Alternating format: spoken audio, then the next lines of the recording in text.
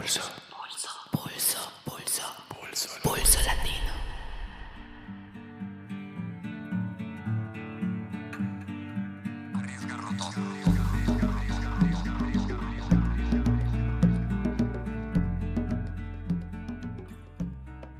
Saudações latinas, eu sou a Cris Cavalcante e dou as boas-vindas a mais um episódio do Pulso Latino, o podcast com mais portunhol de toda a podosfera.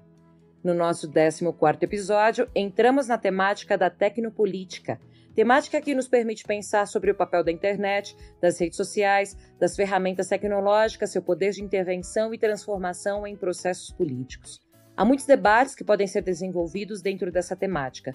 Por exemplo, como as redes sociais impactam nos resultados de eleições e no comportamento político dos votantes, quais são os grupos sociais, políticos e econômicos que conseguem fazer uso privilegiado dessas ferramentas e manipular opiniões através da difusão de conteúdo em massa, e o uso dessas ferramentas tecnológicas para fins antidemocráticos, que acabam por moldar comportamentos políticos de amplos setores sociais e que nos coloca à frente a questão fundamental da democratização da informação e do uso das ferramentas tecnológicas para atender interesses públicos contra as tecnologias de controle e sua concentração em grandes grupos de poder. Nesse primeiro episódio sobre tecnopolítica, escolhemos trazer à tona o papel dos hackers, para entender um pouco melhor o que pensam e o que se propõem a fazer, como se organizam e, assim, ajudar a desmistificar um pouco seu papel na disputa pelo acesso e difusão de informação. Por sua atuação fora do marco legal, os hackers são criminalizados e vistos como inimigos da sociedade. Porém, quando nos enfrentamos com casos como as informações filtradas da Lava Jato, que vieram a público com o trabalho de jornalismo investigativo do Intercept Brasil no dossiê Vaza Jato, é imprescindível que nos questionemos sobre que tipo de informação deveria continuar no âmbito privado ou sob controle do Estado e quais são aquelas que devem ser de conhecimento público. Rodrigo Ardson é quem irá conduzir o episódio, que conta com a participação dos hackers Gaudi e Guga. E antes de passar a palavra para os nossos convidados, eu queria lembrar que o Pulso Latino é uma iniciativa autônoma de um grupo de brasileiros pesquisadores e ativistas latino-americanistas preocupados em debater política, cultura e economia na América Latina. Estamos nas principais redes sociais e agregadores de podcast, e se você gosta do nosso trabalho, manifeste seu apoio difundindo esse projeto coletivo entre seus conhecidos, se inscrevendo no nosso canal no YouTube e acompanhando a gente nas principais redes sociais. A gente também busca apoiar bandas independentes, difundindo seus trabalhos por aqui. Como música de fundo, vocês escutaram Lagoa do Peri, do trio A Dona Quimera, fundado em Florianópolis e composto por Cleison Monteiro, Lívia Coraza e Ricardo Largatixa. E no final do episódio, vocês poderão escutar a música Dois Acordes Acordam um Monstro. A gente também vai anunciar o ganhador do sorteio do livro México e os Desafios do Progressismo Tardio, publicado pela editora Elefante, com quem começamos uma parceria. O trabalho está lindo e entender a posição do México é fundamental para compreender a geopolítica que vai se configurando na América Latina, o que será tema de um novo episódio a ser lançado logo menos. Perdeu o sorteio? Se arrependeu? Fica ligado nas nossas redes sociais que logo teremos outros. Fiquem então com mais um episódio do Pulso Latino Podcast. O que é um hacker? Um hacker é uma pessoa com inteligência, sensibilidade e coração dedicados a, enfim, prospectar possibilidades, entrar e tentar decifrar sistemas, processos e etc. Em nome disso, em nome do conhecimento, em nome do aumento da capacidade cognitiva do homem e com o aumento dessa capacidade, o aumento da capacidade de intervenção, no sentido de intervir naquilo que é possível e necessário intervir para que progrida a humanidade, para que progridam os indivíduos dentro da humanidade. Essa é a mentalidade hacker. Todo homem é um hacker, pelo menos em potencial. Salve, salve! Começamos aqui o primeiro Pulso Latino Tecnopolítica, o primeiro de uma série de entrevistas onde gostaríamos de pensar o desenvolvimento das novas tecnologias no nosso continente. E para isso começamos pensando o papel dos hackers nesse processo. Quem são, o que comem, o que vestem. Os hackers são realmente criminosos? Como se organizam? Como podemos aprender com eles? Necessitamos ter medo dos hackers ou não? Essas são algumas perguntas que vão estar presentes nesse debate. Bom, as novas tecnologias atualmente têm mudado as nossas formas de existir em sociedade. E como toda experiência, novos mitos são gerados, são criadas novas figuras a serem combatidas ou novas figuras como heróis. Os hackers aparecem no imaginário popular e nas grandes mídias para cumprir esse papel. São amados por alguns, odiados por outros. Só que por cumprir esse papel sempre anônimo e muitas vezes fora do marco legal, de um marco judiciário, um marco jurídico, temos dificuldades em saber como nos posicionar frente a eles, se gostamos, se amamos, se odiamos. Bom, para entender esse fenômeno, vamos contar com a ajuda de 2 ilustres companheiros, Gaudí e Guga. Vamos chamar eles para a apresentação. Gaudí, por favor. Bom, é um prazer estar participando do Pulso Latino. Acho muito interessante essa ideia de trazer esse debate sobre a América Latina e especialmente essa perspectiva sobre tecnologia e política, né? Esse tema da tecnopolítica que está tão presente nos dias de hoje. E esse assunto específico dos hackers, né? Que é cercado de uma mitologia aí que foi construída pela mídia ao longo de muitos anos e que é importante a gente estar desconstruindo isso, né? E trazendo um pouco esse olhar latino-americano sobre o assunto. Então, agradeço pelo convite. A tecnologia é um assunto que me fascina bastante já desde adolescente e para mim esse assunto dos hackers é muito interessante porque boa parte da minha experiência se deu de forma autodidata com a tecnologia e também por conta do envolvimento com a política, né? Já participei de movimentos sociais e acho que esses assuntos eles estão muito ligados e não dá para separar uma coisa da outra como muitas vezes se faz, né? Como tratando a técnica como se ela não tivesse elementos políticos. E é isso. Salve, boa noite. Muito legal estar participando dessa conversa aí com vocês. Muito obrigado pelo convite aí. Bom, eu sou o Guga. Eu tenho também esse fascínio por tecnologia, como o Gaudí. E eu acabei caindo no caminho de trabalhar com segurança ofensiva e justamente por causa dessa estética, não a estética que a mídia promoveu, mas a estética cinematográfica do hacker que invade coisas e faz todo aquele negócio.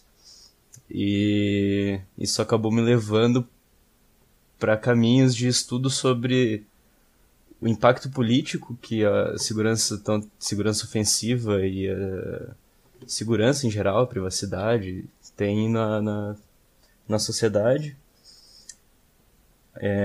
Faço parte do Tarrafa Hacker Club, onde também eu meio que caí no negócio de compartilhar conhecimento de um jeito que eu nunca tinha pensado tanto, assim, ou feito tanto.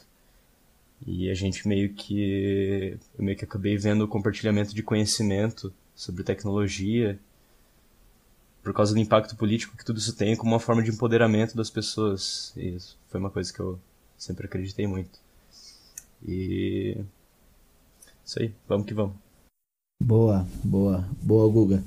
Bom, o Tarrafa Hack Club, que ele está localizado em Florianópolis, né? Você quer falar um pouquinho mais sobre ele? Ou deixamos para ir conversando sobre ele no meio do caminho, como você prefere? O Tarrafa Hacker Club é isso, né? É um hacker club que está localizado ali dentro da Universidade Federal de Floripa, na UFSC. E a gente vai mencionando ele aí, conforme a gente for conversando. Perfeito, sem problema nenhum. Só para fazer um jabazinho aqui do Tarrafa para a galera conhecer. A nossa audiência em Floripa tem aumentado bastante. Acho que muita gente veio de lá no programa, então acaba que a gente está conseguindo ser bem ouvido lá. Mas tá, seguimos um pouco. Bom, pensando um pouco a ideia dos hackers, eu estava retomando um pouco uma autora, que eu nunca sei falar o sobrenome dela, Pekka Hillman, não sei se alguém conhece o sobrenome dela, mas bom, ela tem um livro sobre a ética hacker, e ela desenvolve algumas das características que elas são fundamentais para a ideia de um hacker, e ela define 7, que é paixão, liberdade, valor social, nética, que no caso seria a ética dos hackers, atividades, participação responsável e criatividade. Ou seja, para ser um hacker, ele tem todas essas características. É bastante contraditório. Tem uma outra autora também, a Gabriela, que também faz um trabalho super bacana sobre os anônimos, e ela fala que ser hacker é um estilo de vida. Então, é essa defesa do hacker, esse imaginário que se cria em base ao hacker, né? Então, eu queria perguntar para vocês, quem são os hackers? O que define ser um hacker? O que eles fazem? Sei que é uma pergunta muito ampla e muito genérica, mas pelo menos para a gente dar uma situada, para saber se é importante definir o hacker ou se não. Acho que a gente podia começar pelo companheiro Gaudí. Por favor, Gaudí. Bom, eu acho que essa pergunta ela envolve principalmente os aspectos históricos, né? Se a gente for pensar a construção da figura do hacker, né? Como que surgiram, quando que surgiu esse termo, né? Foi lá no MIT, quando tinha um laboratório de computação, e na época o acesso, os computadores eram algo enorme, né? E muito raro alguém conseguia um acesso a um computador na universidade. Então os universitários eles tinham muito pouca chance de usar o computador pelo que eles queriam de fato, né? Ou seja, o acesso era muito mais burocrático dentro da instituição escola, da instituição universidade, como algo para que eles produzissem coisas enquanto alunos, né? No papel de aluno produzindo, cumprindo tarefas, digamos assim. E o pessoal, eles queriam ter outro tipo de contato, né, com a tecnologia ali nos anos 70. Então, começaram a surgir os clubes, né, quando começou a surgir principalmente a questão do computador pessoal, começaram a surgir clubes de experimentação mesmo com tecnologia. E daí essa experimentação ela ia desde a questão do hardware, né, que são as peças, as questões mais físicas ali, até para a questão do software, né, de experimentação com o software.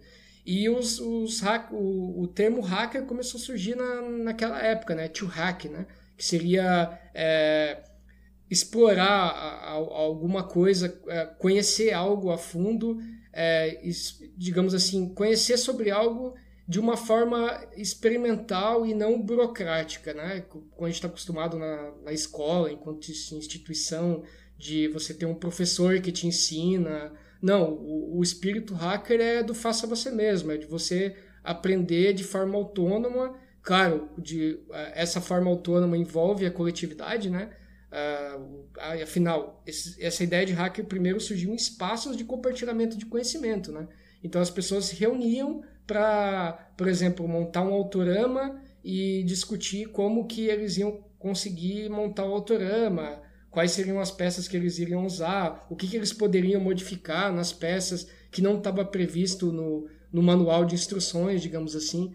Então essa ideia de hacker sempre foi um pouco você aprender por conta própria, fazer as experimentações por conta própria, trocar conhecimento com os seus pares, né?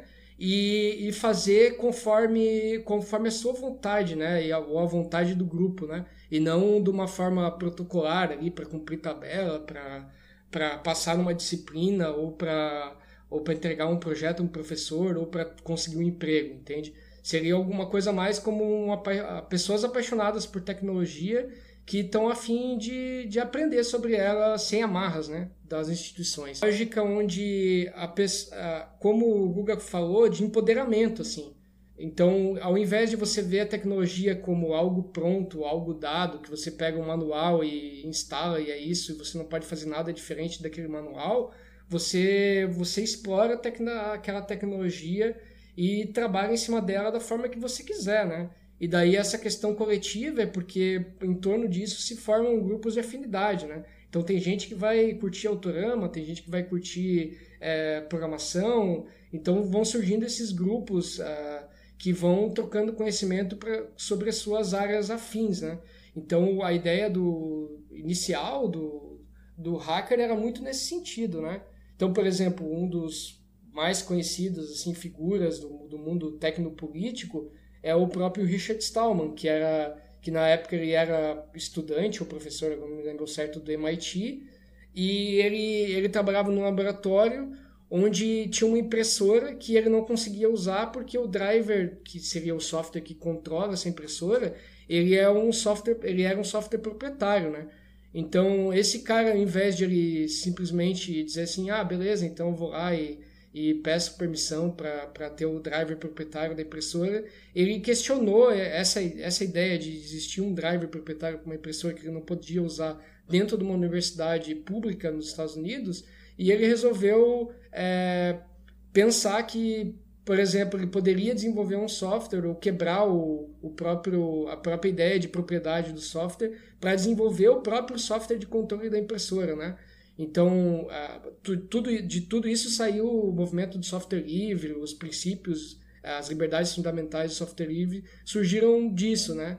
Então, essa ideia do hacker está muito ligada a isso, de você não aceitar as normas, sejam elas impostas pelas instituições ou pela sociedade em si, e você fazer essa análise mais exploratória e menos hierárquica da tecnologia, né? Perfeito, perfeito. Mas também junto com os hackers existe uma fauna da internet que é muito grande, né?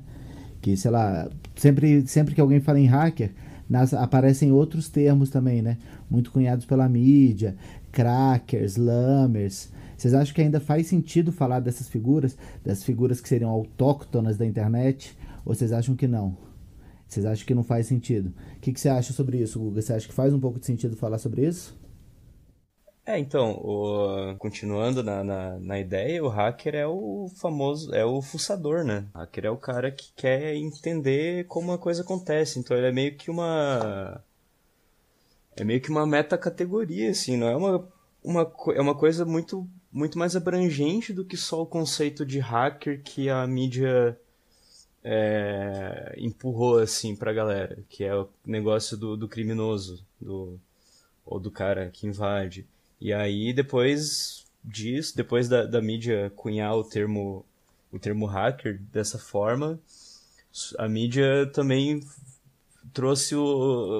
quis dar uma corrigida e trouxe o cracker, que ela foi pegando um pouco da galera da comunidade de segurança e de tecnologia em geral, né? Aí tinha vários termos, tinha cracker, tem o freaker, lamer, mas é muito difícil você... Tipo, o jeito que a comunidade de tecnologia usa é muito diferente do jeito que a mídia vai usar.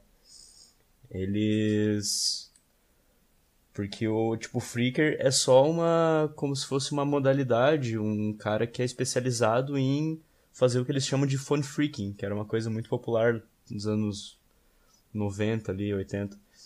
Que era o cara que ficava fazendo... Eles tinham o war dialing, que era o cara que ficava discando vários números ali, tentando fazer um brute force de números de telefone, fazendo várias...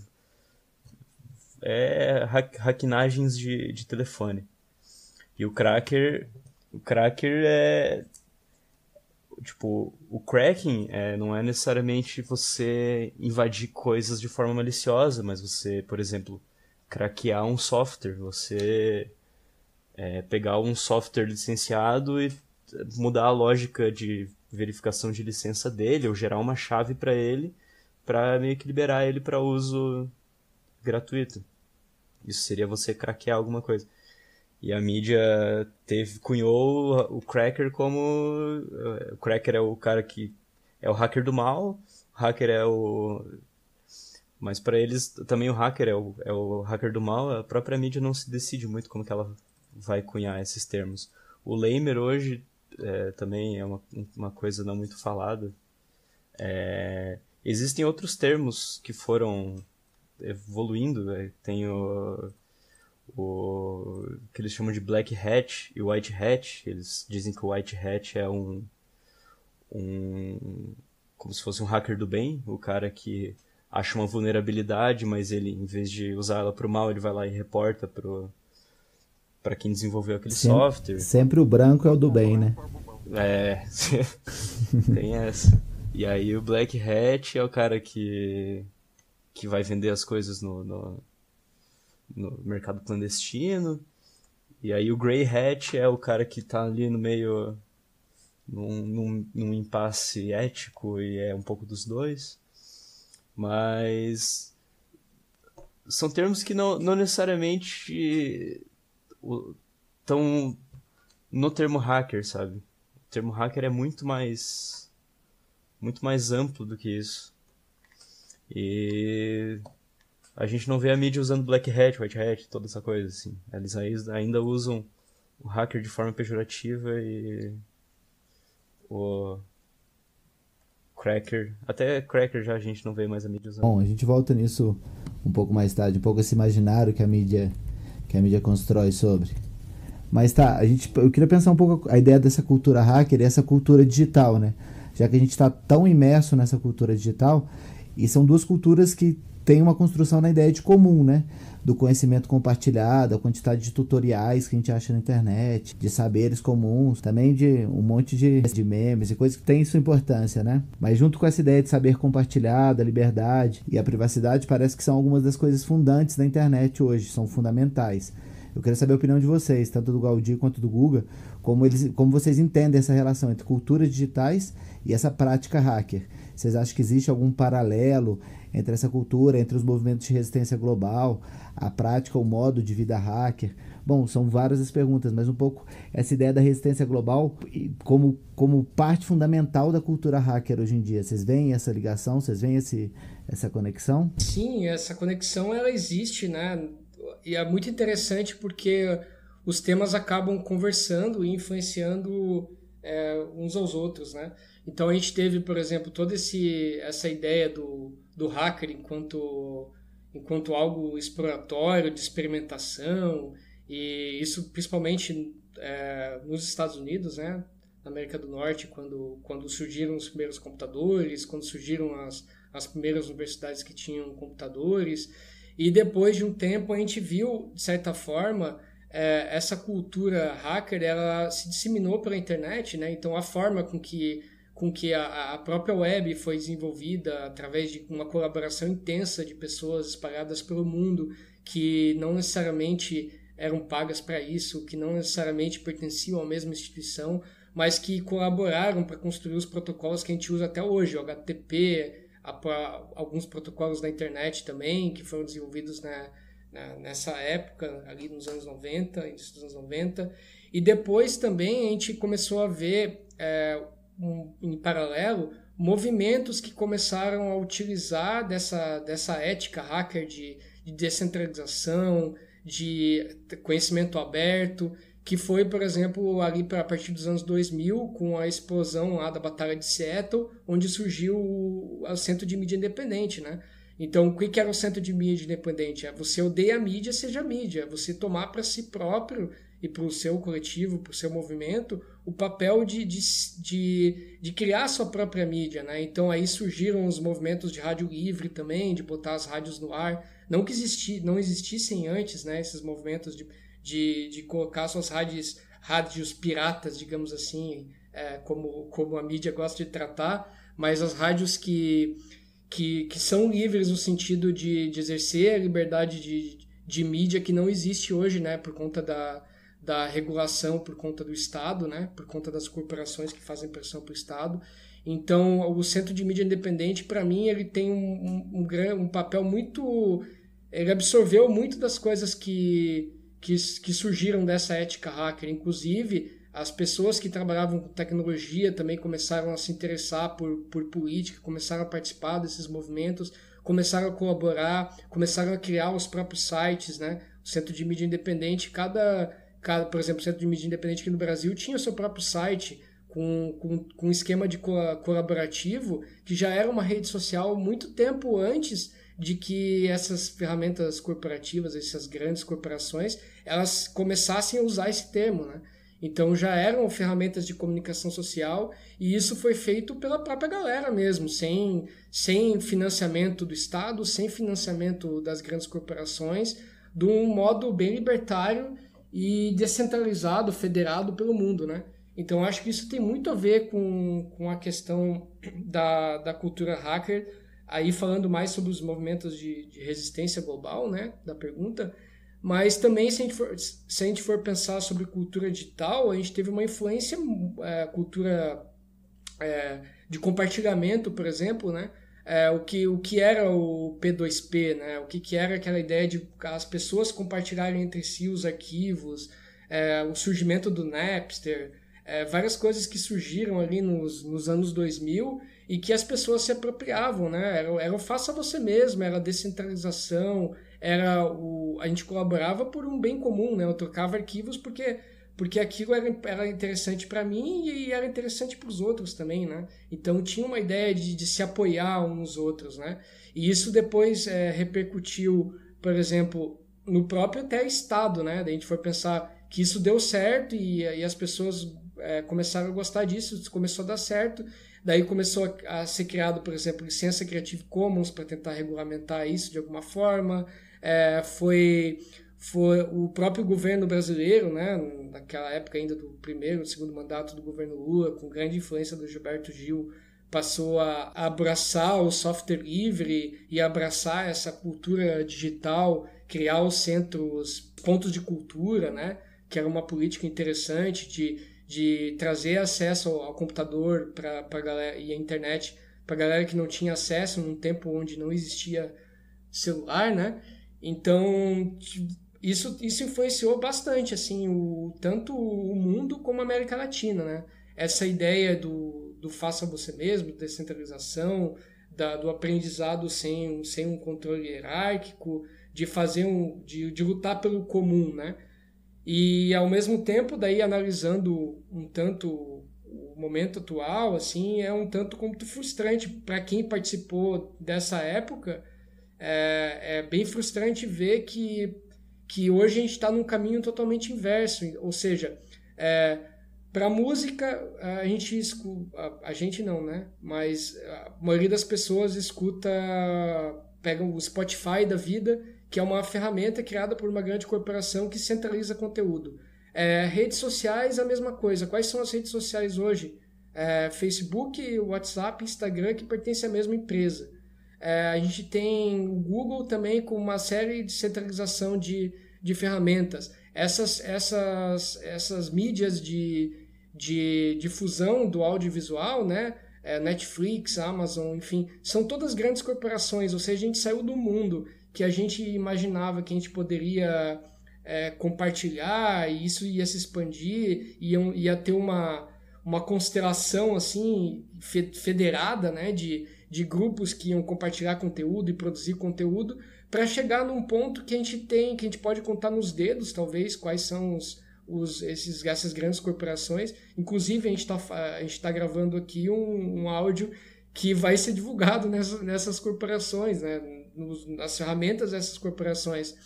E, inclusive, a grande maioria dos movimentos sociais hoje utiliza Facebook, utiliza Instagram, e nem o problema não é só o problema é que eles só utilizam isso, né? Acabou aquela luta pelo faça você mesmo, da gente ter um servidor autônomo onde a gente tenha controle sobre os nossos dados, tenha controle de acesso, tenha segurança, tenha autonomia sobre a tecnologia. Isso a gente abdicou. E eu falo a gente como sociedade mesmo, a gente enquanto esquerda, né?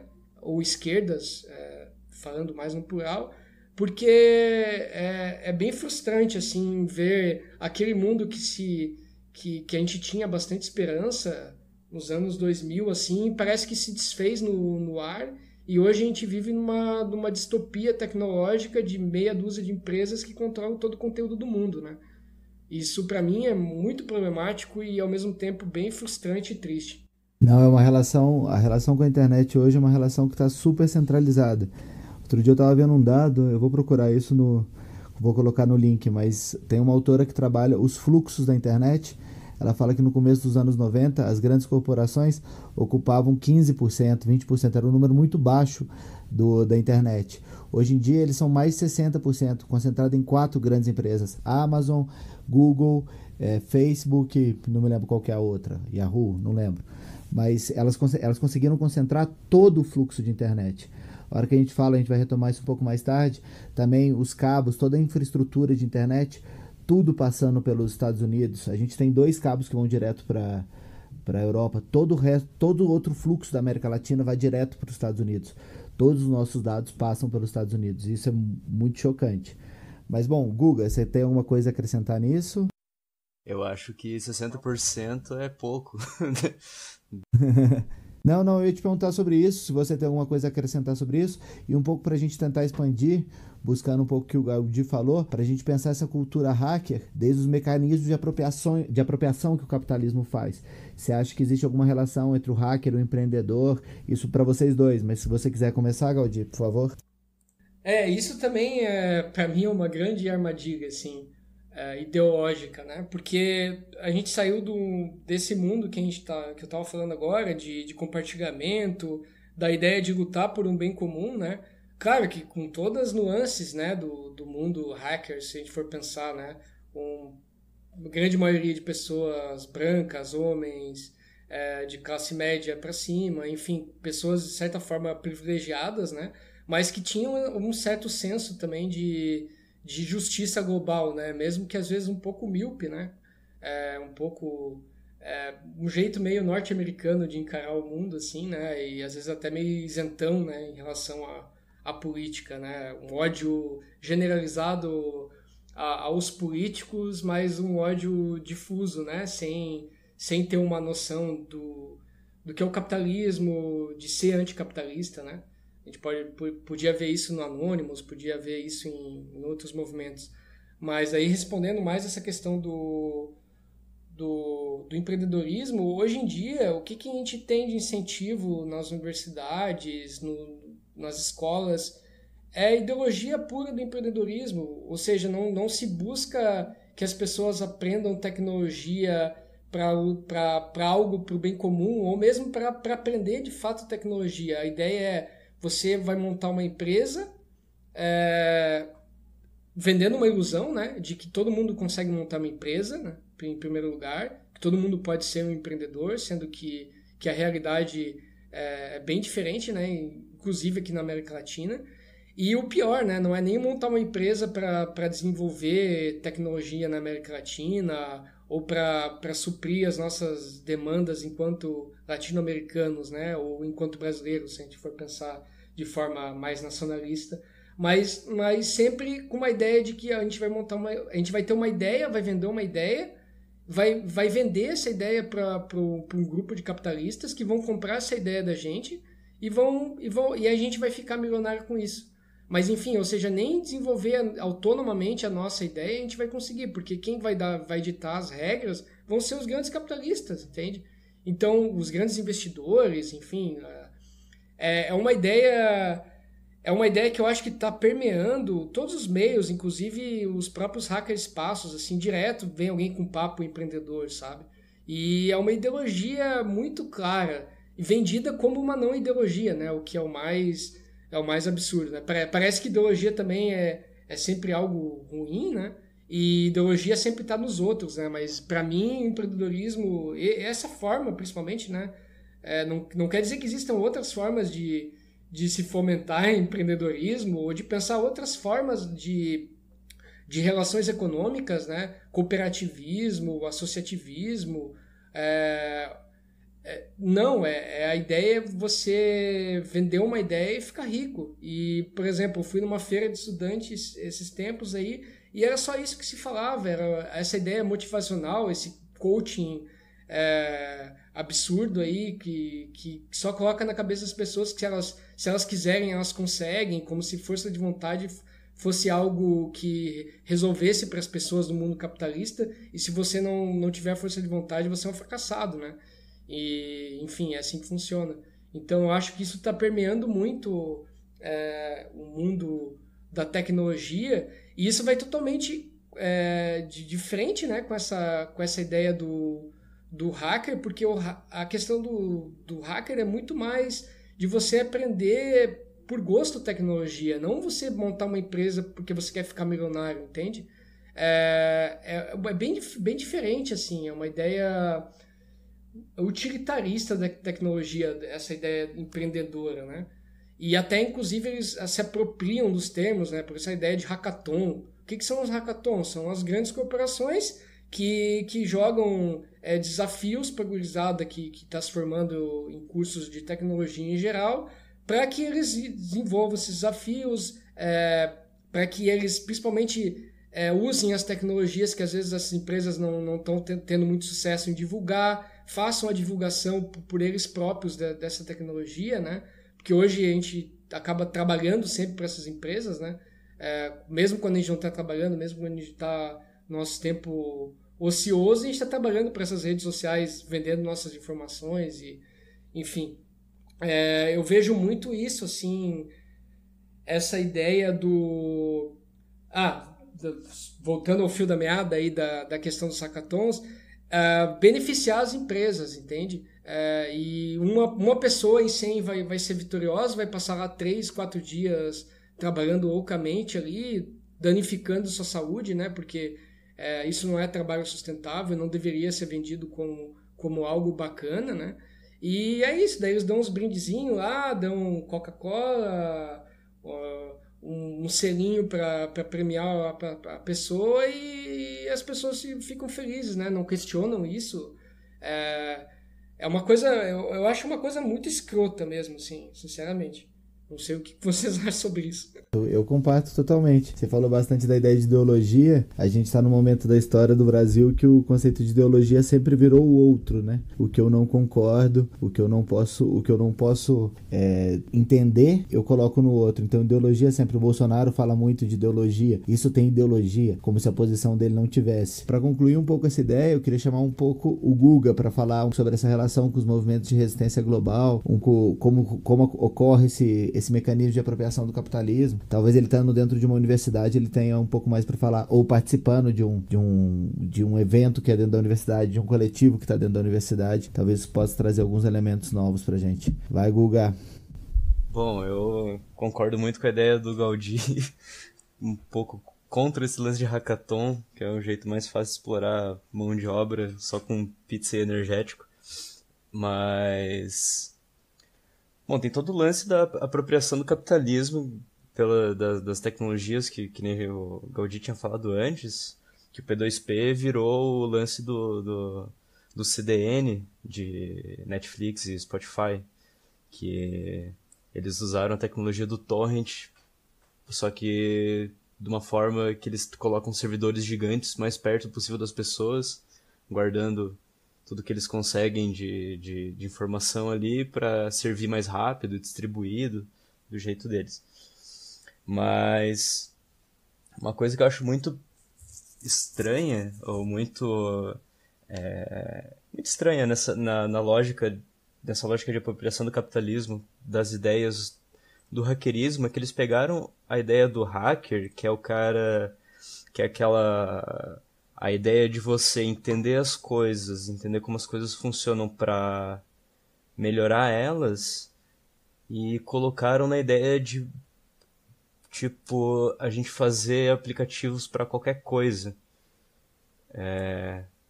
Para se adaptar para qualquer coisa. Então todo mundo que está na universidade, está nesse lance, nessa distopia empreendedora, assim, eles querem ter ideia de um aplicativo que vai resolver um problema, que vai fazer não sei o quê.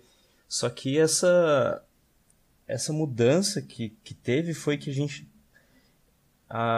gente parou de tentar resolver o problema da estrutura e os problemas que cercam a gente para se adaptar a eles. Como tem o Uber para deixar o táxi mais barato, terceirizando o trabalho, e aí às vezes é mais fácil você pegar um Uber do que um ônibus, e de certa forma isso acaba sendo uma desculpa para não melhorar o sistema de transporte público. Então a gente pegou aquela ideia de, tipo, o cara tava lá e tinha aquela impressora que ele precisava usar e tinha software proprietário naquilo. Ele desenvolveu um driver e começou ali todo um movimento de contra o copyright e contra essas grandes empresas que estavam fechando o código e tirando o poder das pessoas de modificarem e entenderem o que elas estavam usando, que eram os computadores. Então tinha um choque mais contra o sistema e não uma adaptação a ele. Se ele tivesse, se por exemplo, o Stallman tivesse nessa lógica empreendedora, ele ia desenvolver alguma coisa que ia deixar a impressora ali, ia adaptar a vida dele, ia desenvolver o aplicativo que ia deixar a vida dele mais fácil para pagar menos imprimindo, em vez de tentar fazer o que ele fez. Isso é uma coisa que parece dá também um pouco de desesperança assim, em todas essas apropriações do capitalismo. Além de eles se apropriarem das tecnologias, eles estão pegando toda a ideia do hackerismo e meio que esmagando ela, colocando numa caixa e dizendo que não, é melhor a gente ficar e se adaptando aqui e ficando se contentando com o que existe no sistema e só fazendo pequenas adaptações para melhorar a nossa vida em vez de tentar modificar ele. O que deveria ser o verdadeiro hackerismo, no caso. Que é você tentar entender todo o sistema para achar jeitos de modificar ele e não modificar você, se adaptando. Totalmente de acordo. E eu queria perguntar para vocês se vocês acham que existe alguma diferença entre ser hacker na América Latina e ser hacker no mundo. Porque você vê que o movimento de hacker é um movimento global, que ele está em todos os lugares do mundo. Todo mundo tem essa gana de conhecimento, essa vontade de desconstruir ou de construir, né? De você entender o processo completo, como vocês estão falando. Essa lógica de pensar o compartilhado. Então eu queria saber se para vocês isso tem alguma diferença. Porque como eu tinha falado antes, e a gente começou a responder, tem toda uma infraestrutura que está centralizada de poder. Ou seja, a gente tem todos os servidores basicamente estão nos Estados Unidos, ou estão na Europa, ou estão na China.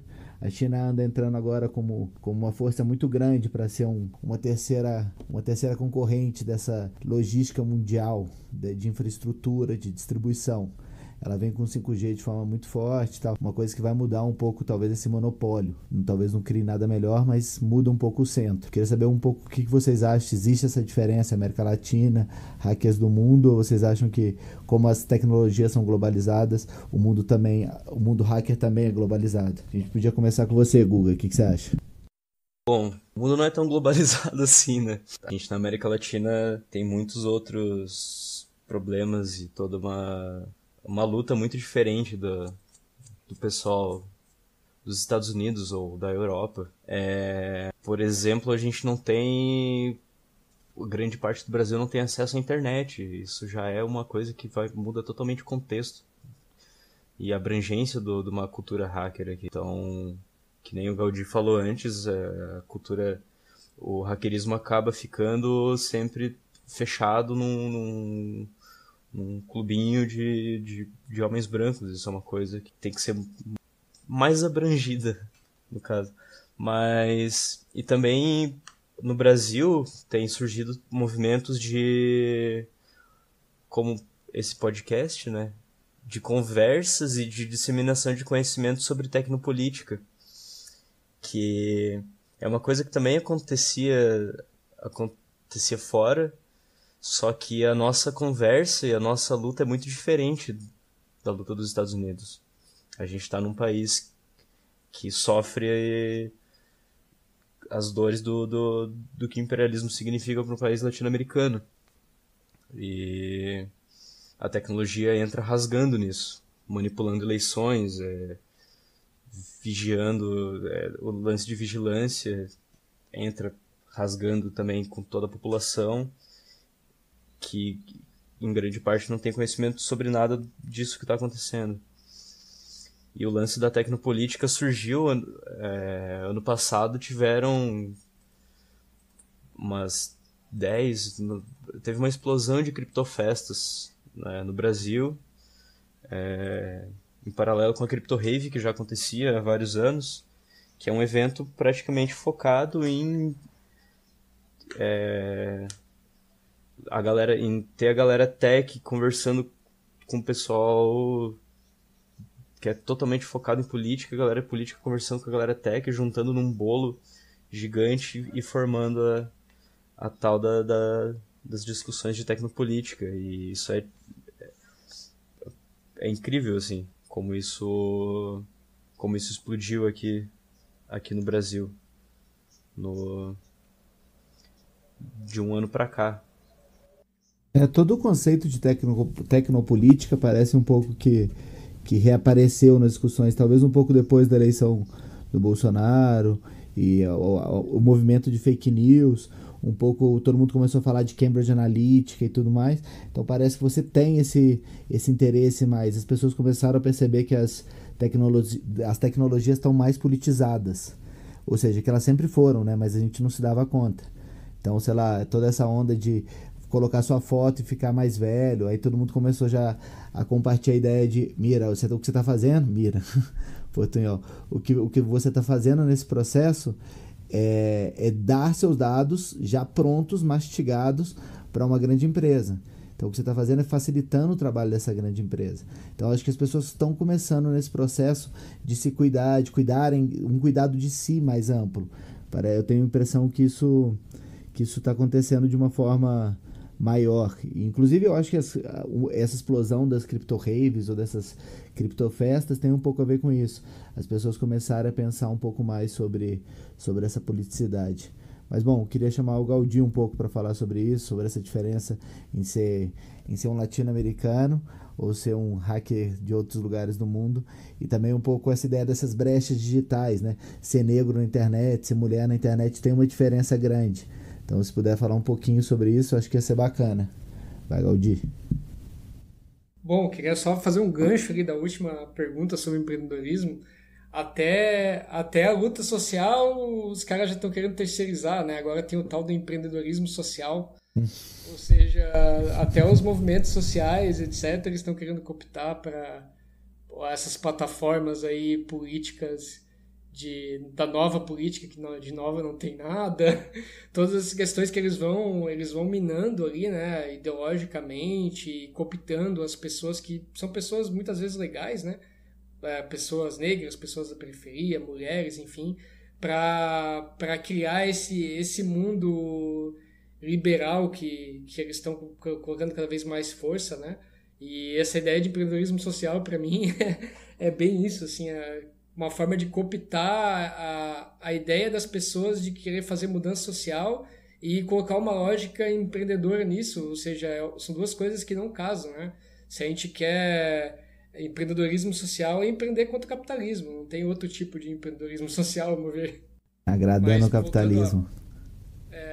Mas voltando à pergunta que vocês fizeram, eu acho que ser hacker na América Latina tem uma certa diferenciação, né? Como o Guga colocou, os movimentos, por exemplo, das criptofestas em outros países, a gente via que eram muito mais focados em trocas de tecnologias para a gente se proteger, né? Mas de uma forma bem mais individualista do que a gente tem visto nas criptofestas aqui, né? Ou seja, muito focado mesmo na questão de pessoas bem técnicas discutindo qual o melhor aplicativo para se trocar mensagens de forma segura, qual a nova novidade sobre criptografia. Enfim, as criptofestas idealizadas lá na gringa, elas tinham mais essa característica, né? E aqui a gente tem visto essa fusão que o Google colocou, que é muito latino-americana, do movimento social junto com a galera que já lidava com tecnologia e que, inclusive, pegando o gancho da história, né, era a galera que estava fazendo rádio livre, era a galera que estava fazendo TV comunitária, por exemplo, na Argentina, que a galera ocupou um prédio, a TV Antena Negra, né? Antena Negra, claro. Aires, ocuparam um prédio lá desde 2001, colocaram uma TV no ar, fizeram diversas oficinas de fabricação de transmissores pela América Latina, ou seja, isso muito antes, né, de a gente falar em criptofesta, muito antes de a gente estar toda essa discussão sobre tecnopolítica, mas essas pessoas que estavam próximas desses movimentos de contestação do capitalismo, de antiglobalização, etc., elas se aproximaram desses novos movimentos, das criptofestas e de discutir tecnopolítica, e elas estão contribuindo e ao mesmo tempo aprendendo muito com isso, né? Eu acho que está sendo um aprendizado bem grande para quem participa desses círculos, porque também tem uma questão hierárquica que eu acho que é muito forte na tecnologia, de você ser o cara, né? A gente já começa com a palavra cara, né? Ou seja, pressupõe que seja um homem, que manja tudo sobre tecnologia e vai ensinar uma outra pessoa, né? O que seja é uma lógica totalmente inversa ao espírito do hackerismo, mas que sempre teve, de certa forma, embutida assim, nesses círculos, né? Inclusive pelas próprias pessoas que estavam interessadas em aprender, né? Existia um respeito até, às vezes, exagerado, assim, uma idolatria, né? Para mim, esse termo tech, por exemplo, que surgiu aí nessas épocas do CMI, das rádios livres, etc., é um termo muito escroto, porque todo mundo deveria ser tech, sabe? Ou que seja, todo mundo deveria ser tech, não deveria ter essa ideia de uma pessoa que manja muito e as outras que precisam dessa pessoa, né? Até porque isso é um problema para o movimento social, porque cria uma pessoa que concentra muito poder, né? E também concentra muito conhecimento, né? Então, o ideal é que esse conhecimento seja disseminado entre as pessoas. Então, eu estou achando muito bacana esse movimento mais recente das criptofestas e algumas iniciativas que estão discutindo isso, né? Inclusive discutindo essa noção de cultura de segurança, que é algo muito mais amplo do que a gente só usar o aplicativo mais seguro. Não é a gente realmente entender como que funcionam as tecnologias, como se apropriar e como escolher qual é a melhor tecnologia e, se necessário, e se a gente tiver capacidade de modificar as tecnologias para que elas se adaptem ao que a gente quer, né? Que é a transformação social radical.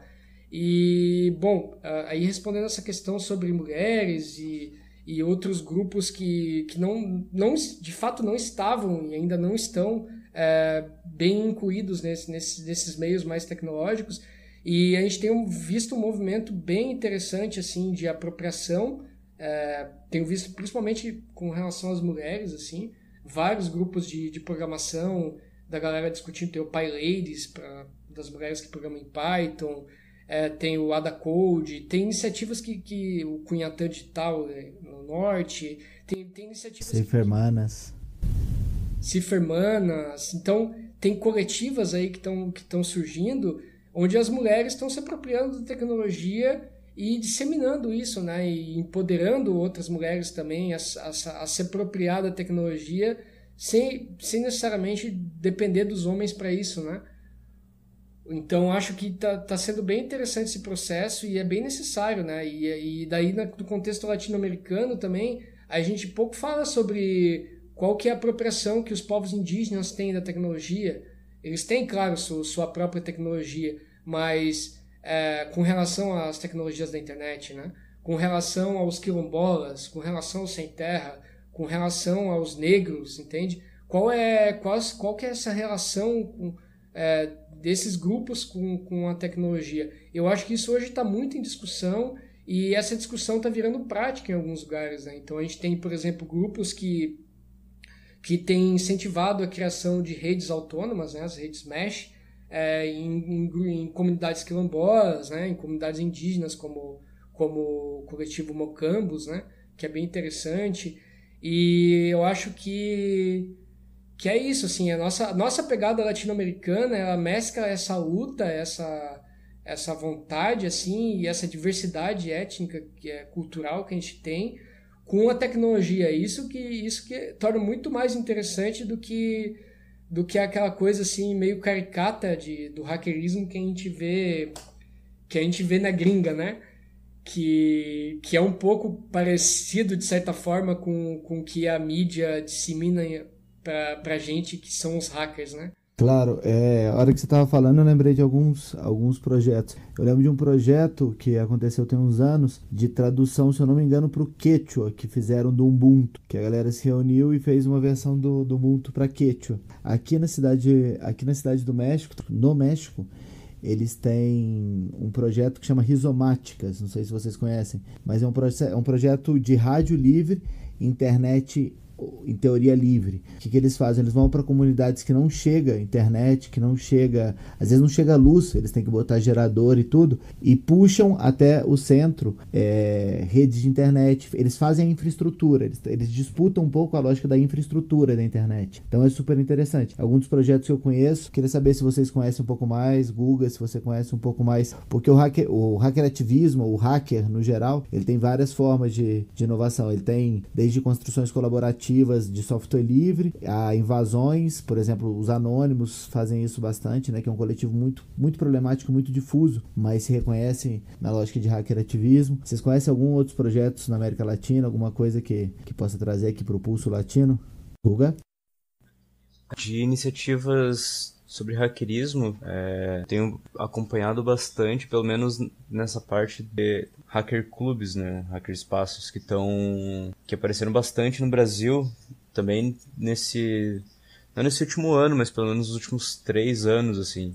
No Nordeste apareceram bastante, tem o Oshi Hacker Club, tem o Raul Hacker Club, que são todos hacker clubes lá do Nordeste. Levantaram mais 3 hacker clubes do Rio de Janeiro, que não tava meio parado o negócio lá. São Paulo surgiram outros que não eram não são só o Garoa que tava aí. O Mandacaru Hacker Club também. Então é uma coisa que pelo menos tem crescido bastante aqui, assim, no Brasil em si. E para isso só os movimentos de criptofestas mesmo e outros coletivos, que nem se falaram do Safermanas, tem acho que o Safermanas é um bom exemplo de iniciativa que surgiu, assim. As experiências que eu disse são experiências mais antigas, né, que vem lá do movimento de rádios livres, a rede de médios independentes na Argentina é um exemplo. Mas eu acho que falta algo que a gente precisa pensar, que é uma integração latino-americana desses movimentos, né? Porque isso existia na época do CMI, na época das rádios livres, e eu acho que hoje em dia está um tanto quanto desconectado, assim. É só pensar, por exemplo, nessas criptofestas maiores, assim, quem são convidados latino-americanos? Geralmente se convida alguém mais da gringa, assim, Estados Unidos ou Europa, né? Especialistas da área, enfim, e a galera esquece, assim, de olhar para a América Latina. O próprio fato de eu não tá com dificuldade de dizer os nomes e não conhecer já é problemático, né? Eu acho que já é emblemático disso, assim. A gente acaba se confinando muito ao nosso país, né? Essa construção problemática aí chamada Estado-nação e esquece da integração latino-americana. Eu acho que é algo que a gente precisa trabalhar melhor, assim. A gente é muito eurocêntrico. Eu falo por mim também, né? Eu tô dizendo aqui que não sei dos movimentos.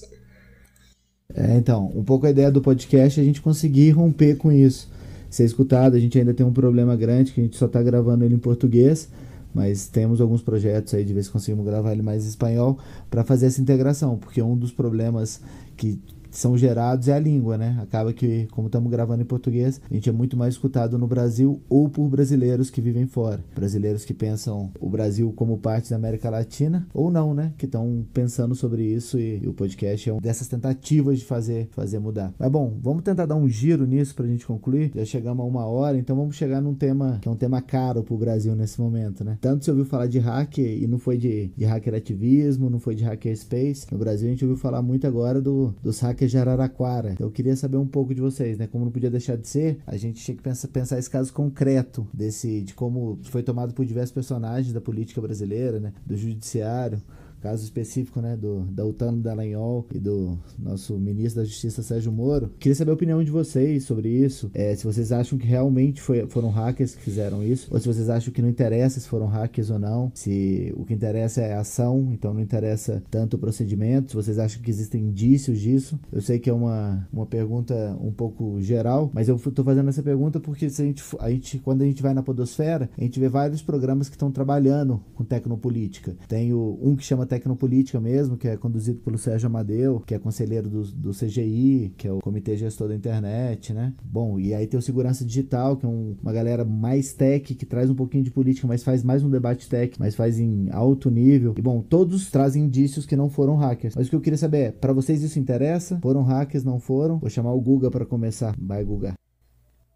Então, eu vi... Teve várias discussões sobre tudo isso, né? Mas a gente entra muito, como tu falou que o Rato mencionou no podcast de Tecnopolítica do Sérgio Amadeu lá, a gente entra num campo onde não interessa mais o que foi, entra no campo de análise de discurso, não numa análise técnica mais. Tecnicamente, o que a polícia disse que os hackers fizeram é completamente possível, assim.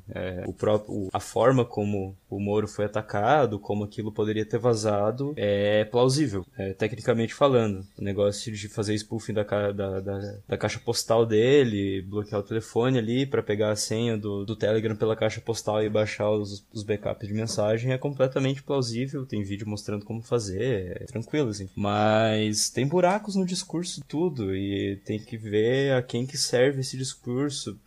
A gente tá falando de uma coisa que vazou de um cara que tá mandando e desmandando em tudo que é coisa, e ele manda na própria investigação dele, então ele constrói o próprio discurso que serve a ele nesse caso. E tem vários buracos, várias bizarras nesse caso. Enquanto os caras, a própria conta do Twitter dos hackers de Araraquara tem discrepâncias, é tudo muito estranho, é tudo muito... A gente entra num campo difícil de ter alguma concretude, assim.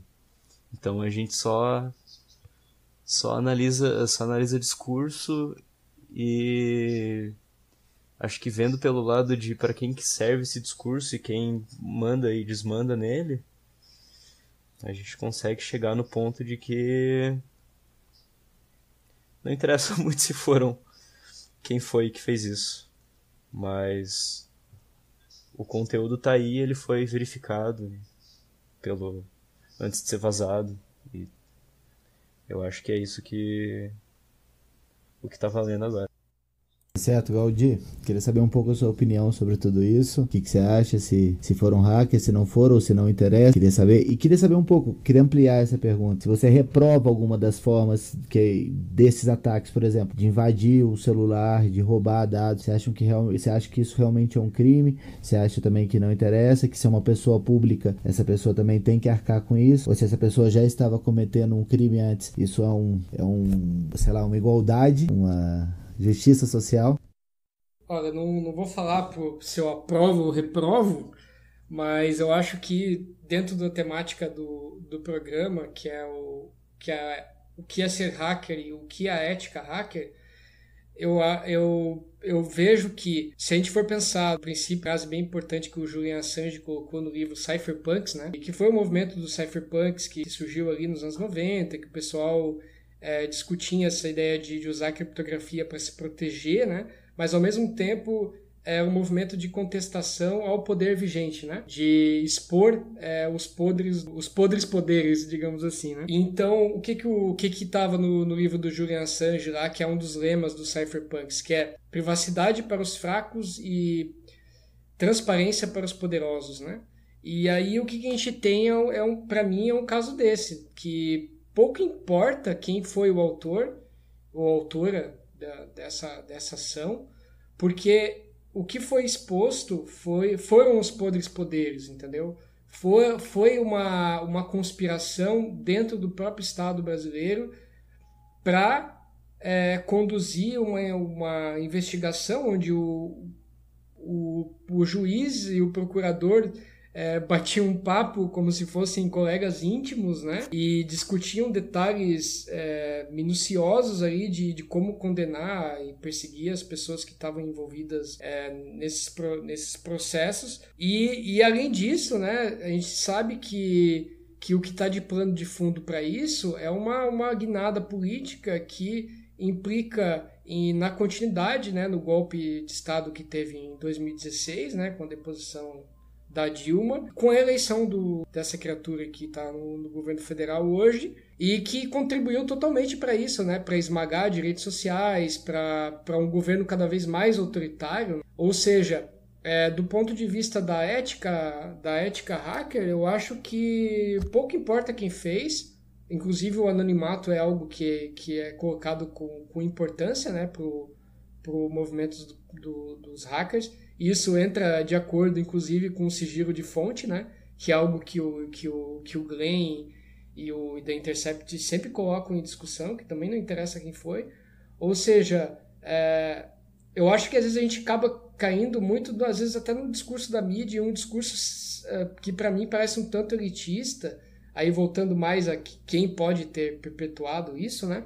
Que seria achar que só alguém tecnicamente muito avançado poderia descobrir uma falha e poderia explorar ela, e além do mais poderia querer fazer um bem comum, né? De querer denunciar isso como algo injusto, né? O que estava sendo feito pelo Moro e pelo Dallagnol e por toda essa galera da Republiqueta de Curitiba aí. Então, acho que eu tenho muito claro isso para mim, que se foi essa pessoa que não tem uma formação técnica avançada em computação, eu ficaria muito feliz, porque isso significa que qualquer pessoa, qualquer cidadão, por mais básicos que seus conhecimentos sejam, se ele descobrir uma falha e conseguir explorar, ele pode ou ela pode expor os podres poderes, né? Ou seja, é a democratização dessa ideia de privacidade para os fracos e transparência para os poderosos, né? Então, para mim, é mais nessa linha, assim, para mim, pouco interessa, claro, pouco interessa não, porque isso tem suas complexidades, a questão do discurso, né? Parece um roteiro de filme, assim, o cara entrega os dados justamente para um cara que é simpatizante do PT, e daí esse cara entrega os dados para Manuela, né? É algo que, se fosse costurado todo esse discurso, inventado uma narrativa para ele, faria todo sentido do ponto de vista do Moro, do Bolsonaro, enfim. Mas para mim isso pouco importa. Entendido, muito obrigado. E bom, mas um pouco mais do que esse processo, também a gente teve a mídia o tempo todo falando sobre esse caso, né? E todo o tempo conectava a ideia de crime com a ideia de hackers. Então todo o tempo, tal coisa, o acesso ao celular foi um crime, e quem fez isso foram hackers. Ou seja, o Glenn, por exemplo, ou a Manuela, nunca falaram foram hackers. E a gente tem a mídia inteira, o tempo inteiro, construindo o imaginário do hacker. O imaginário social do hacker como o grande criminoso, como uma pessoa ilícita, que caminha por onde não devia na internet. Está na Deep Web, você vê um montão de gente falando de Deep Web, você vê um montão de gente falando sobre conceitos de forma totalmente desvinculadas da realidade. E vocês como entendem esses vínculos para incriminar os hackers? Vocês acham que é importante a gente conseguir desconstruir essa imagem do hacker? Que eu acho que é um pouco a ideia desse programa, também pra gente já ir terminando um pouco, concluindo as ideias. Guga, você, por favor. Eu acho que a gente tá entrando... Teve uma época já onde a mídia tava falando muito de hackers como criminosos e tudo mais. Mas não foi essa explosão toda que tá sendo agora. Eu acho que a gente tá num momento perigoso onde esse discurso e essa explosão de criminalização do hacker de novo vai ser usada para aumentar o nível de vigilância e de controle do que a gente conhece hoje como... do jeito que funciona hoje a internet no Brasil. Eu acho que é um caminho que vai ser... já está começando a acontecer, e eu acho que vai um pouco mais para frente com isso. Mas sim, a gente tem que desmistificar a ideia do hacker, principalmente a ligação entre o hacker, a palavra hacker, e o criminoso, que são coisas totalmente não relacionadas. Como eu tinha falado antes, o hacker é um conceito muito mais abrangente e deveria ser uma coisa boa. Alguém falar que tal pessoa é hacker, que tal pessoa, porque você tá falando que essa pessoa é uma fuçadora de coisas, que essa pessoa gosta de entender como o mundo funciona e como as coisas funcionam e como abrir que ela quer abrir as caixas que estão ao redor dela, em vez de só se conformar de que elas funcionam de algum jeito místico e aceitar o sistema todo como ele existe. Então, eu particularmente vejo uma beleza muito grande na cultura hacker e nesse não conformismo com o que é dado. Então, todo mundo que eu conheço e que tem esse não conformismo, assim, sempre é uma coisa, sempre é incrível poder falar assim, ó, essa pessoa tem uma cabeça, tá tendo um pensamento de hacker, é uma coisa perfeita. É uma coisa ótima. E é muito doido. Essa arma do discurso contra o hacker, eu acho que é um trabalho grande e é um trabalho importante de desmistificar, mas ao mesmo tempo, em contrapartida, eu acho que a mídia não vai fazer isso tão cedo. E eu acho que esse discurso serve muito pra galera grande que tá no poder, junto com lei antiterrorismo e tudo que eles já têm super engatilhado. Eu acho que esse discurso deve continuar por um tempo, porque serve muito bem pra eles colocarem a regulamentação e as coisas que eles querem colocar. Perfeito, muito obrigado, Guga. E Gaudí, queria saber um pouco o que você acha dessa ação da mídia, dessa conexão entre criminoso e hacker, também pra gente já ir concluindo, passar para as considerações finais, pra gente terminar esse belo bate-papo. Bom, acho que a gente não pode perder a visão global, né, mundial do que está acontecendo, porque o que está acontecendo no Brasil também está acontecendo no mundo. Por exemplo, o caso mais recente que a gente teve da prisão do Julian Assange, né? Que, enfim, toda a questão do Wikileaks, que ficou muitos anos preso na Embaixada do Equador e que, através de uma mudança na conjuntura política do Equador, ele acabou sendo entregue de bandeja, né, para os seus algozes, né, e provavelmente vai ser extraditado aí para os Estados Unidos. A Chelsea Manning também, que ficou presa por um bom tempo, inclusive ficou presa esse ano, né, por mais de um mês, por conta de se negar a fornecer algumas informações num depoimento. A gente teve o caso recente do Olabini, que é um desenvolvedor de software livre sueco, que estava morando no Equador já fazia algum tempo, e que também foi preso logo em seguida, assim que o Assange foi preso na Embaixada do Equador. Ele foi preso no aeroporto, quando ele estava saindo do Equador, acusado de colaborar com o Wikileaks, com uma acusação totalmente vaga, com algo que até hoje é juridicamente muito frágil, né? Que os advogados deles ficaram perplexos, assim, tentando entender o que justificava de fato a prisão dele. Ou seja, a gente tem um arranjo hoje no mundo onde o judiciário, junto com suas polícias e os estados nacionais, eles atuam em conjunto, né, para perseguir essas figuras, né? E o que a gente entende, né, que essa perseguição ela é uma perseguição contra aqueles que ousam desafiar o sistema, né?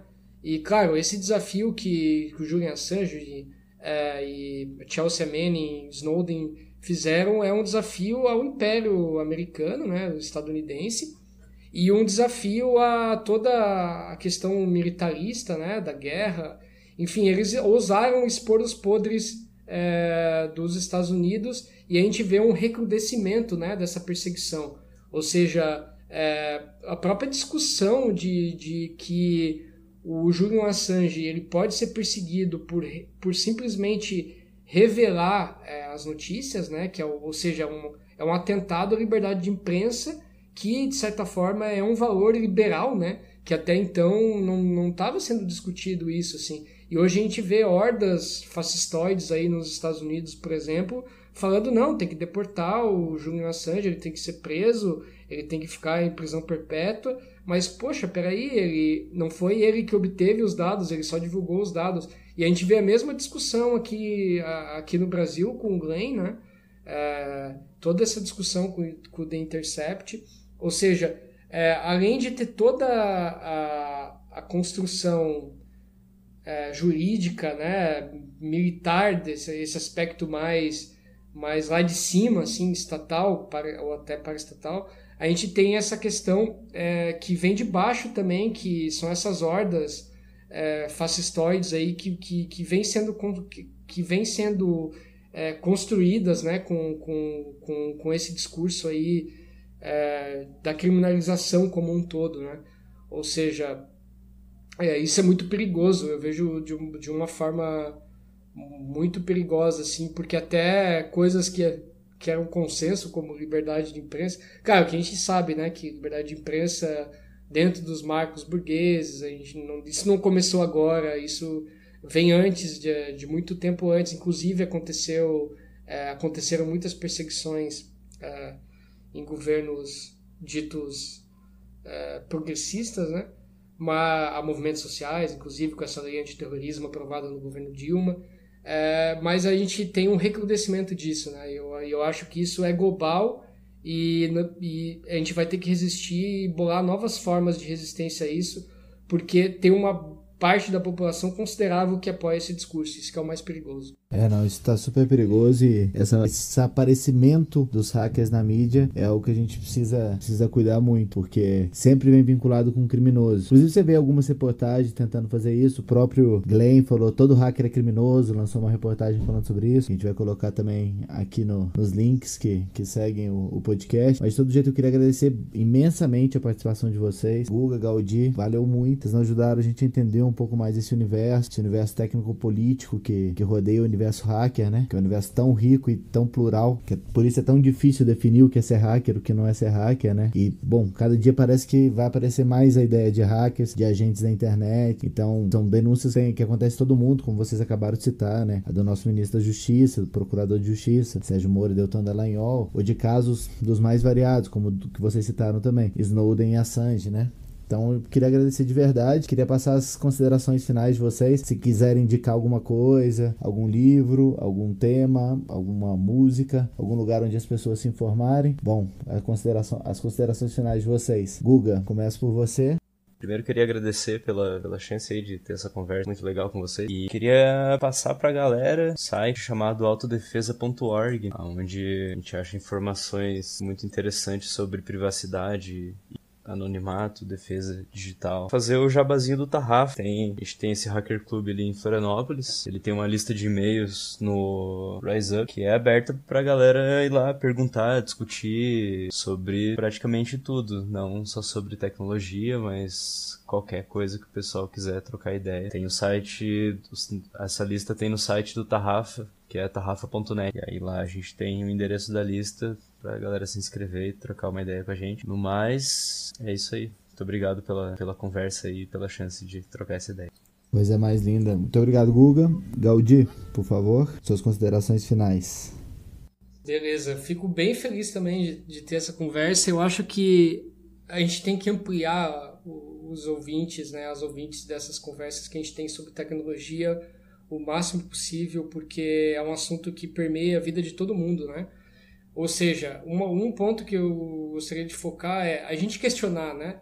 Questionar as tecnologias que a gente usa. Por que eu estou usando esse aplicativo no meu celular? Para que ele serve? Quem desenvolveu ele? Qual é a licença de software dele?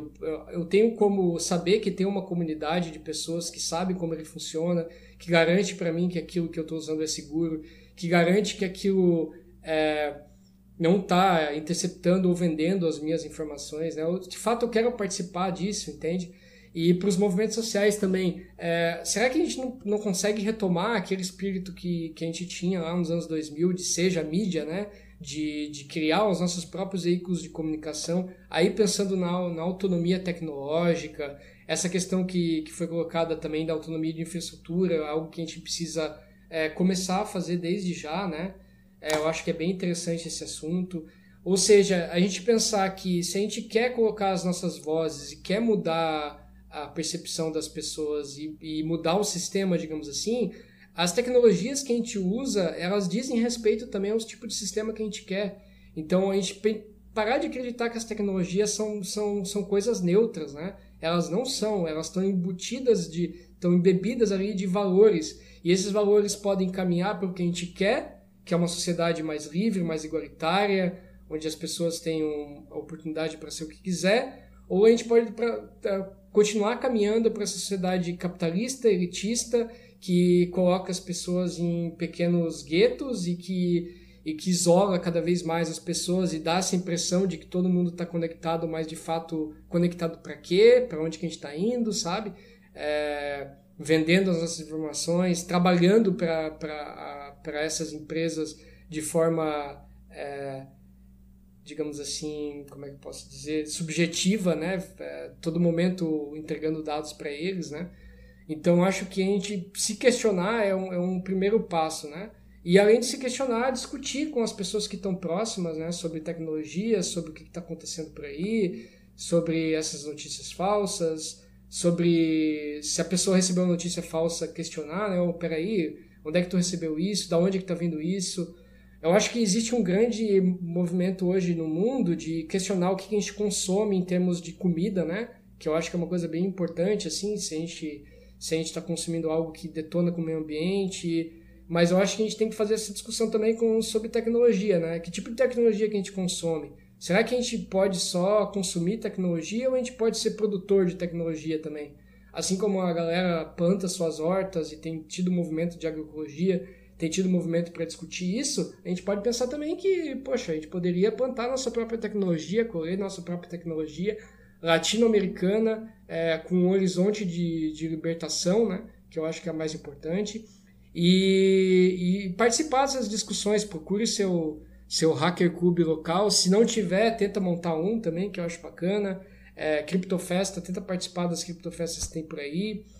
Então, eu acho que é isso. Tem uma série de canais aí, tem pessoal do Coletivo Encripta, pessoal do Mariscotron, tem redes aí de esse próprio site que o Google colocou, que é bem interessante, do Autodefesa Digital, que foi formulado por um grupo de coletivos, né, de tecnologia aí que estão pensando em conjunto de ferramentas para que as pessoas possam fazer sua própria autodefesa digital, né, e mais importante que eu acho, né, não existe uma solução mágica, né, a gente tem que pensar quais soluções que encaixam para a gente, né, e a gente no sentido latino-americano também, que eu acho que é o mais importante, né, que talvez isso tenha algum eco também em políticas públicas ou na questão de uma mudança social mais radical. E é isso, agradeço muito a presença de vocês, um grande abraço aí.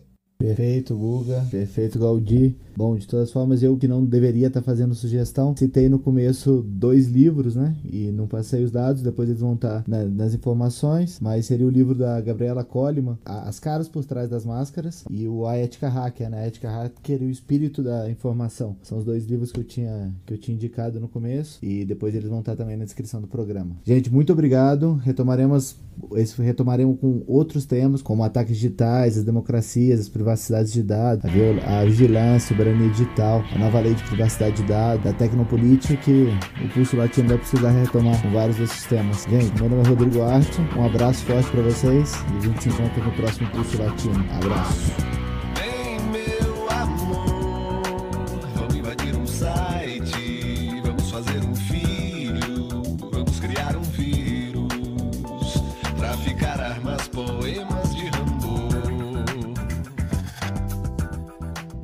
Fala galera que ouve o Pulso, eu sou Eduardo Perondi e essa é a sessão dos Saludos Latinos. Hoje numa versão muito especial, já que nós estamos inaugurando uma parceria com a editora Elefante, uma editora independente que publica livros críticos, com relevância social, política, cultural e através de uma proposta solidária, coletiva, que combina muito com a nossa proposta do Pulso Latino também. Então, para inaugurar essa parceria, nós sorteamos o livro México e os Desafios do Progressismo Tardio. Para fazer esse sorteio, nós postamos uma foto de uma manifestação nas redes sociais e perguntamos de qual país da América Latina se tratava. 7 pessoas responderam corretamente de que a foto era do Panamá, algumas através do Facebook, do Twitter e principalmente do Instagram.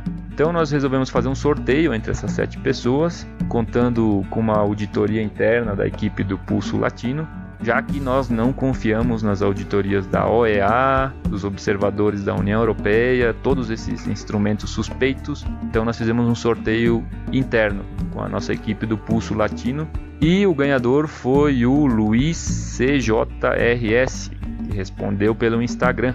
Parabéns, Luiz, boa leitura, nós entraremos em contato contigo. Obrigado a todas e todos que participaram e fiquem atentos aos próximos sorteios. E só para situar a foto do Panamá, se tratava de uma manifestação, de uma onda de manifestações importantes que aconteceram nas últimas semanas contra um pacote de reformas constitucionais que está tramitando no Congresso daquele país, que modifica vários aspectos da Constituição, por exemplo, na área da saúde, da educação, da justiça. E para que vocês tenham uma ideia, alguns dos pontos que geraram mais insatisfação é que o projeto reconhece que somente um matrimônio entre um homem e uma mulher é válido. Em outro ponto, sobrepõe o direito nacional às normas internacionais assinadas pelo Panamá, ataca também a autonomia universitária e vários outros pontos que geraram grande insatisfação popular nas últimas semanas e grandes manifestações que foram muito reprimidas pelas forças de segurança do país. Então também fica aí toda a nossa solidariedade e a luta do povo panamenho. E também aproveitamos para agradecer algumas pessoas que ajudaram a difundir o Pulso Latino nas últimas semanas, especialmente o André Paixão, que pelo Twitter recomendou o nosso podcast e disse que é uma boa forma de aproveitar o domingo. Valeu, André. Também pelo Twitter, o Nadi Al-Nascari recomendou o nosso podcast e disse que essa era a sua maior contribuição na rede, difundir o Pulso, e que o resto era só Flamengo. Tá fácil para esse aí, hein? Tá feliz o Flamengo gastando a bola, conquistando a Libertadores brasileiro, e o cara ainda tem o Pulso Latino para escutar, né? Tá favorável. Valeu aí pelo apoio. Siga o Pulso Latino nas redes sociais, envie comentários, sugestões de temas. Aos poucos a gente vai tentando montar aí esse mosaico que é a nossa América Latina, contando um pouco da história e ajudando a explicar essa conjuntura efervescente que vivemos na região atualmente. E nós nos despedimos deixando essa lindeza de música que se chama Dois Acordes Acordam um Monstro, da banda Dona Quimera. Saludos latinos e até a próxima.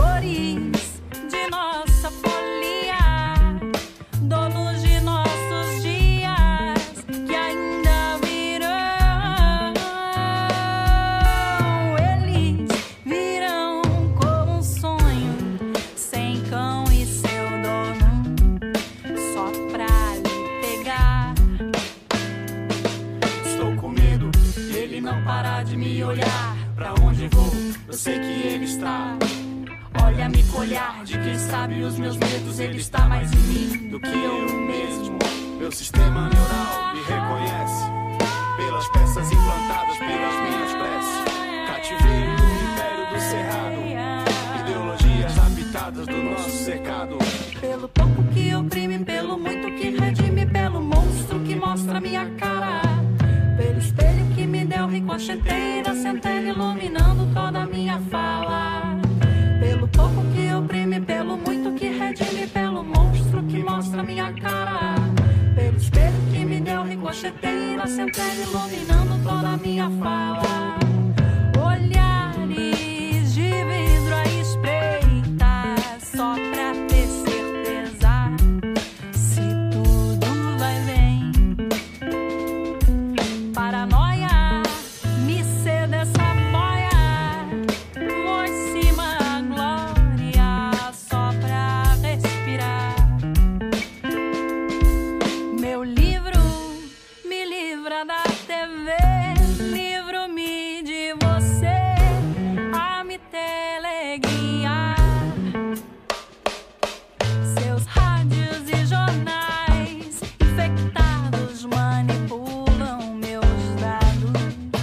só pra eu não jogar.